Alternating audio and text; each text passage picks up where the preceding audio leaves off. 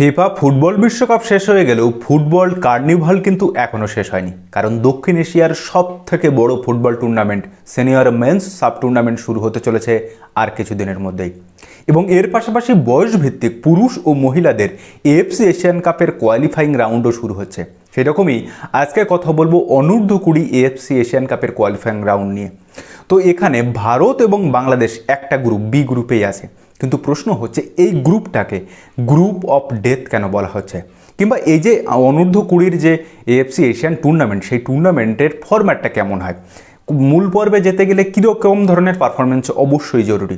এর পাশাপাশি ভারত এবং বাংলাদেশের কোন কোন প্লেয়ারের উপর স্পেশালি নজর রাখা উচিত বলে মনে হয়, চলুন আজকের এই ভিডিওতে সব কিছু ডিটেলসে জেনে নেব। তো দেরি না করে শুরু করা যাক। তো চলুন এবারে এই অনূর্ধ্ব-20 এশিয়ান কাপের ফরম্যাট সম্পর্কে একটু জেনে নিই। আগামী বছর অর্থাৎ 2027 সালে চীনে অনুষ্ঠিত এই এএফসি এশিয়ান কাপের জন্য কোয়ালিফায়ার রাউন্ড শুরু হচ্ছে 31 আগস্ট থেকে 6 সেপ্টেম্বরের মধ্যে। আর এখানে মোট 11টি গ্রুপে 44টি দেশ অংশ নিচ্ছে। কিন্তু এই যে 11টা গ্রুপে 44টা দেশ অংশ নিচ্ছে, এরা কিন্তু সবাই কোয়ালিফাইং রাউন্ডে যাবে না বা মূল পর্বে যাবে না, কারণ এখানে দুটো ফেজ ভাগ করা আছে। একটা হচ্ছে কোয়ালিফিকেশন ফেজ আর একটা হচ্ছে ডেভেলপমেন্ট ফেজ। বিষয়টা আরেকটু ক্লিয়ার করি। প্রথমে আসি কোয়ালিফিকেশন ফেজ। এখানে প্রথম 8টা গ্রুপ অর্থাৎ গ্রুপ এ থেকে গ্রুপ এইচ, এই 8টা গ্রুপে যে 32টা দেশ আছে, এই 32টা দেশের মধ্য থেকে ওই 8 গ্রুপ থেকে যারা গ্রুপ উইনার হবে তারা সরাসরি মূল পর্বে চলে যাবে 8x1। এর ছাড়া ওই 8টা গ্রুপের বেস্ট যে 7 যে রানার্স আপ দল থাকবে বা দেশগুলো থাকবে, তারাও কিন্তু একই সঙ্গে মূল পর্বে চলে যাবে। তাহলে হয়ে গেল 8 + 7 15 প্লাস হোস্ট চীন, টোটাল এই 16টা দল মূল পর্বে খেলবে। তাহলে আপনার মনে প্রশ্ন আসতে পারে, বাকি যে 3টে গ্রুপ এখনও পড়ে আছে তাদের কি হবে?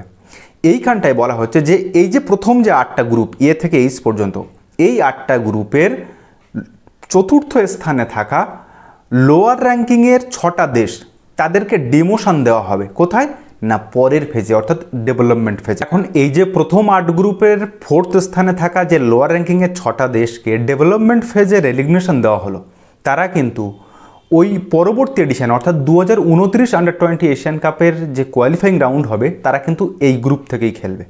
এবারে আসি ডেভেলপমেন্ট ফেজ। এই ডেভেলপমেন্ট ফেজে 3টে গ্রুপ থাকবে। এই 3টে গ্রুপের প্রত্যেকটা গ্রুপে 4টে করে দল, 12টা দল থাকবে। এবং এই 3টে গ্রুপ থেকে প্রথম এবং দ্বিতীয় স্থানে থাকা দল, তারা কিন্তু হায়ার র্যাঙ্কে চলে যাবে, মানে ওই প্রথম 8 গ্রুপে চলে যাবে 2029 এডিশনের জন্য। এই এডিশনে কিন্তু তাদের আর কোনো সুযোগ নেই। এবারে আসে ফাইনাল রাউন্ড, যেখানে মোট 16টা দেশ উঠেছে। সেই 16টা দেশ থেকে 8টা দেশ, যাদেরকে 4টে গ্রুপে ভাগ করা হবে, সেখান থেকে 8টা দেশ কোয়ার্টার ফাইনালে উঠবে, 4টে দেশ সেমিফাইনালে যাবে। এই যে 4টে দেশ সেমিফাইনালে গেল, তারা 2027 আন্ডার-20 ফিফা ওয়ার্ল্ড কাপের জন্য কোয়ালিফাই করে যাবে। তো এই হচ্ছে মূল গ্রুপ বিন্যাস। চলুন এবারে গ্রুপ বি সম্পর্কে একটু বিস্তারিত আলোচনা করি, কারণ এই গ্রুপটাকে গ্রুপ অফ ডেথ কেন বলা হচ্ছে সেটা সম্পর্কে ধারণা করা প্রয়োজন আছে। তো এই গ্রুপে আছে উজবেকিস্তান, সিরিয়া, ভারত এবং বাংলাদেশ। এর মধ্যে প্রথমে আমরা আলোচনা করব যে দেশটিকে নিয়ে, সে হচ্ছে এই মুহূর্তে সদ্য বিশ্বকাপের ডেবিউট্যান্ট দেশ উজবেকিস্তান, যাদের এই মুহূর্তের ফিফা র্যাঙ্কিং হলো 60 এবং এএফসি র্যাঙ্কিং হলো 7। এখনও পর্যন্ত উজবেকিস্তান এই আন্ডার-20 এশিয়া কাপে 9 বার অংশগ্রহণ করেছে, যার মধ্যে 2008 সালে তারা রানার্স আপ হয় এবং 2023 সালে ঘরের মাঠে তারা কিন্তু চ্যাম্পিয়ন হয় ইরাককে 1-0 গোলে হারিয়ে। এবং যদি দেখা যায় এই 2026 সালে শুধুমাত্র তারা নিজেদের পরিকাঠামো উন্নত করে লাস্ট 10 বছরে এশিয়ার 90 বা ডেবিউট্যান্ট দেশ হিসাবে কিন্তু ফিফা 2026-এ তারা কোয়ালিফাই করেছে। হ্যাঁ, তারা গ্রুপ স্টেজ টপকাতে পারেনি, কিন্তু তারা এই যে বিশ্বকাপে কোয়ালিফাই করেছে, তার কারণে কিন্তু তাদের ফুটবলে একটা দুর্দান্ত জোয়ার এসেছে, এটুকু বলা যেতে পারে।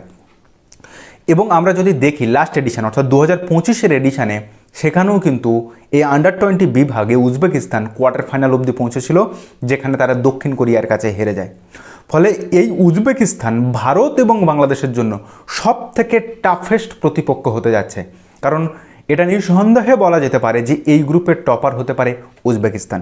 এবারে আসি এই গ্রুপের সেকেন্ড দেশ সিরিয়া, যাদের ফিফা র্যাঙ্কিং এই মুহূর্তে 83 এবং এএফসি র্যাঙ্কিং 12। এরা এখনও পর্যন্ত এএফসি আন্ডার-20 বিভাগে 12 বার কোয়ালিফাই করেছে, যার মধ্যে 1988 সালে থার্ড প্লেস, 2004 সালে ফোর্থ প্লেস এবং 1994 সালের চ্যাম্পিয়ন। যদিও লাস্ট আসর অর্থাৎ 2025-এ তারা কিন্তু গ্রুপ স্টেজের বাধা টপকাতে পারেনি।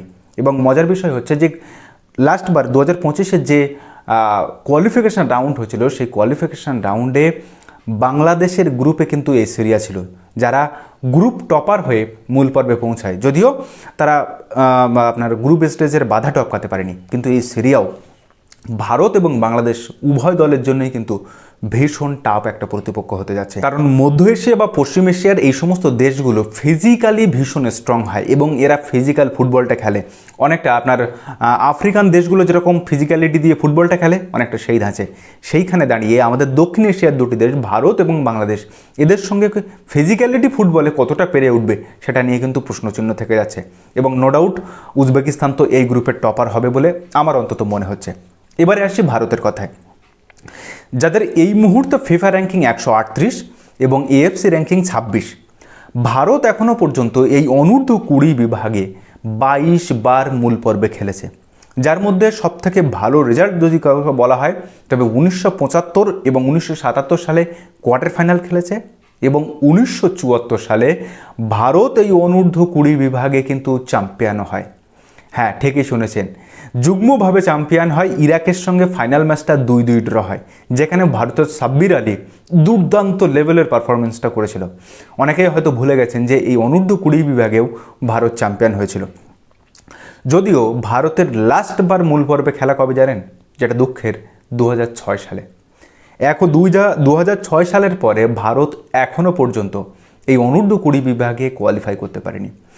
2025-এ তারা কোয়ালিফাইং রাউন্ডে ছিল, সেখান থেকে দক্ষিণ কোরিয়া সম্ভবত না জাপান এই গ্রুপটা থেকে চ্যাম্পিয়ন মানে আপনার গ্রুপ উইনার হয়ে বেরিয়ে যাচ্ছে পরের রাউন্ডে মূল পর্বে। ভারত সেখানে সেকেন্ড পজিশনে শেষ করেছিল। এবারে আসি বাংলাদেশের কথায়, যাদের ফিফা র্যাঙ্কিং এই মুহূর্তে 181 এবং এএফসি র্যাঙ্কিং হলো 37। বাংলাদেশ এই অনূর্ধ্ব-20 বিভাগে এখনও পর্যন্ত মোট 6 বার অংশগ্রহণ করেছে, যার মধ্য থেকে 1980 সালে তারা 5ম স্থানে শেষ করেছিল। এর বাইরে তাদের যতবার তারা অংশগ্রহণ করেছে মূল পর্বে প্রত্যেকবারে এই গ্রুপ স্টেজ থেকে তারা কিন্তু ফিরে এসেছে। তবে এবারের অনূর্ধ্ব-20 দলটা কিন্তু যথেষ্ট ভালো বলে আমার মনে হয়েছে। এবং ভারতের মতোই বাংলাদেশের ক্ষেত্রে বলতে হয়, তারা লাস্টবার কোয়ালিফাই করেছিল 2002 সালে। 2002-এর পরে তারা এখনও পর্যন্ত এই অনূর্ধ্ব-20 বিভাগে কোয়ালিফাই করতে পারেনি। তো এই হচ্ছে ভারত, বাংলাদেশ, উজবেকিস্তান এবং সিরিয়ার এই যে গ্রুপ অফ ডেথ কেন বলা হচ্ছে সেটা আশা করি বুঝতে পেরেছেন। তবুও এর মধ্য থেকে ভারত এবং বাংলাদেশের কিছুটা হলেও কিন্তু সুযোগ আছে, সেটা হচ্ছে বেস্ট রানার্স আপ টিম হিসাবে যে 7টা দল যাবে পরের রাউন্ডে মূল পর্বে, সেখানে সুযোগ করে জায়গা করে নেওয়ার একটা কিন্তু সুযোগ রয়েছে। তো চলুন এবারে জেনে নেওয়া যাক যে এই অনূর্ধ্ব-20 বিভাগে ভারত এবং বাংলাদেশের কোন কোন প্লেয়ারের উপরে আমরা স্পেশাল নজর রাখবো, যারা নিমেষের মধ্যে ম্যাচের মোড় ঘুরিয়ে দিতে সক্ষম। তো প্রথমে আসি ভারতের ইউহান বেঞ্জামিনের কথায়, যাকে একটু লেট কল আপে ডেকেছেন ভারতীয় কোচ মহেশ গাউলি। তো এই ইউহান বেঞ্জামিন হচ্ছে ভারতের তথা দক্ষিণ এশিয়ার একমাত্র প্লেয়ার যে উয়েফা ইউথ চ্যাম্পিয়ন্স লিগ খেলেছে। হ্যাঁ, ঠিকই শুনেছেন। এই মুহূর্তে ইউহান বেঞ্জামিন খেলছে স্লোভেনিয়ার একটি ক্লাব এনকে ব্রাভোর যুব দলে। ফলে এই ইউহান বেঞ্জামিন কিন্তু ভারতের তুরুপের তাস হতে পারে।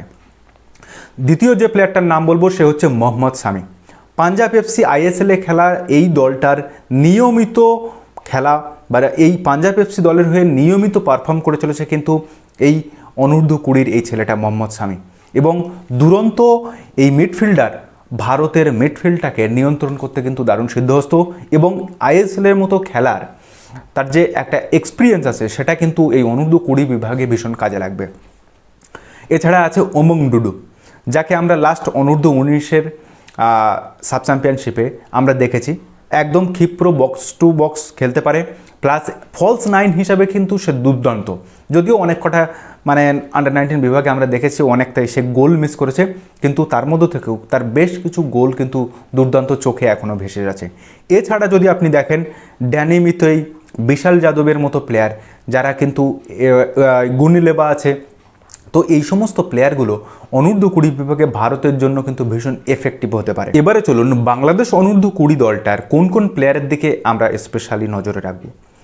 দেখুন, বাংলাদেশ এই মুহূর্তে তাদের সিনিয়র দলে যেমন ডায়াসপোরা বা বংশোদ্ভূত প্লেয়ারকে আনছে, ঠিক তেমনভাবে বয়সভিত্তিক দলেও তারা এই বংশোদ্ভূত প্লেয়ারদেরকে আনছে, যেটা আমরা লাস্ট অনূর্ধ্ব-19 সাব চ্যাম্পিয়নশিপে দেখেছি, যেখানে ভারতকে তারা হারিয়েছিল। সেই ম্যাচেও আমরা দেখেছিলাম সেই রোনাল্ড সুলিভান এই অনূর্ধ্ব-20 দলটার কিন্তু সব থেকে এক্সপিরিয়েন্স এবং তুরুপের তাস হতে যাচ্ছে, কারণ এই উইঙ্গারটি সেট পিসে মারাত্মক। ভারতের বিপক্ষে অনূর্ধ্ব-19 এর যে সাব চ্যাম্পিয়নশিপ, সেখানে কিন্তু লাস্ট মুহূর্তে তার সেট পিসেই বাংলাদেশ সমতা ফেরে এবং তার শেষ মিনিটের শেষ পেনাল্টি শুট আউটে পেনেনকাকিকে সে কিন্তু ভারতকে হারিয়েছিল। ফলে এই রোনাল্ড সুলিভান হতে পারে বাংলাদেশ অনূর্ধ্ব দলের তুরুপের তাস বা তুরুপের এক্কা বলা যেতে পারে। এর পাশাপাশি তার ভাই ডিফেন্ডার ডেকলান সুলিভান আছে। এর পাশাপাশি মিডফিল্ডে আমি দুজনের নাম বলবো যারা বাংলাদেশের অরিজিন প্লেয়ার, নাজমুল হোসেন ফয়জাল বা নাজমুল হুদা ফয়জাল এবং চন্দন রায়। এরা দুজন মিডফিল্ডার হিসাবে কিন্তু দারুণ। এবং এর পাশাপাশি লেট কল আপ হিসাবে আমাদের যেমন ইউহান বেঞ্জামিন সুযোগ পেয়েছে, ঠিক একইভাবে লেট কল আপ হিসাবে বাংলাদেশের আরও একটা বংশোদ্ভূত প্লেয়ার আসছে, সে হচ্ছে সৈয়দ আফতাব। লেফট উইঙ্গার এই প্লেয়ারটা ক্রোয়েশিয়ার এনকে মেটালিকের হয়ে যুব দলে কিন্তু খেলছে।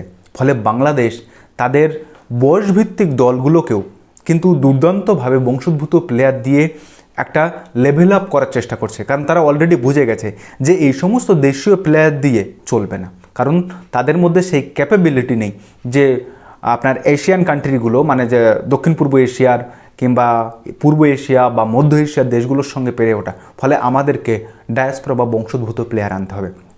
বাংলাদেশ ফেডারেশন এই লক্ষ্যে ভীষণভাবে এগিয়ে যেতে চেষ্টা করছে, যদিও বাংলাদেশের অনেক সমর্থক বলেন যে তাদের সিন্ডিকেটের জন্য এই ব্যাপারটা একটু ধীর হচ্ছে, তবুও তার মধ্য থেকে বাংলাদেশ ফেডারেশন কিন্তু একটা সদিচ্ছা বা একটা সৎ প্রয়াস দেখানোর চেষ্টা করছে, যেটা এখনও আমাদের ভারতীয় ফুটবলে দেখা যাচ্ছে না। তবে আশা করছি আগামী 12 থেকে 14 মাসের মধ্যে হয়তো আমাদের সিনিয়র দলেও আমরা এরকম ওসিআই পিআইও প্লেয়ার বা ভারতীয় বংশোদ্ভূত প্লেয়ারকে দেখতে পাবো। যদিও এই অনূর্ধ্ব-20 দলটাকে নিয়ে আমি একটু সন্দেহ আছি, কারণ এই দলটার কোচ হচ্ছে মহেশ গাউলি, যিনি লাস্টবার আন্ডার-19 সাব চ্যাম্পিয়নশিপে বাংলাদেশের কাছে যে ম্যাচটা হেরে গেলাম, সেখানে যে ধরনের পারফরমেন্স গোটা টুর্নামেন্ট জুড়ে দিয়েছেন, তাতে মহেশ গাউলিকে আমার ঠিক পছন্দ বা মহেশ গাউলির যে ট্যাকটিক্স সেটা ঠিক ভালো লাগছে না। কারণ মহেশ গাউলির পরিবর্তে যদি বিবিয়ানো ফার্নান্ডেস থাকতো, তবে এই দলটা নিয়ে আমি ভীষণ আশাবাদী হতাম। তো যাই হোক, এই বিষয়ে আপনাদের মতামত মন্তব্য অবশ্যই কমেন্ট করে জানাবেন, আর ভিডিওটি কেমন লাগলো অবশ্যই কিন্তু জানাবেন। তো যাই হোক, আজকের ভিডিও এখানে শেষ করলাম। ভিডিওটা যদি ভালো লাগে তাহলে অবশ্যই আপনার বন্ধুবান্ধব জানা মানুষের মধ্যে শেয়ার করে তাদেরকেও জানার সুযোগ করে দেবেন। তো দেখা হচ্ছে পরের ভিডিওতে, ততদিন ভালো থাকবেন, সুস্থ থাকবেন আর অবশ্যই নিজের খেয়াল রাখবেন।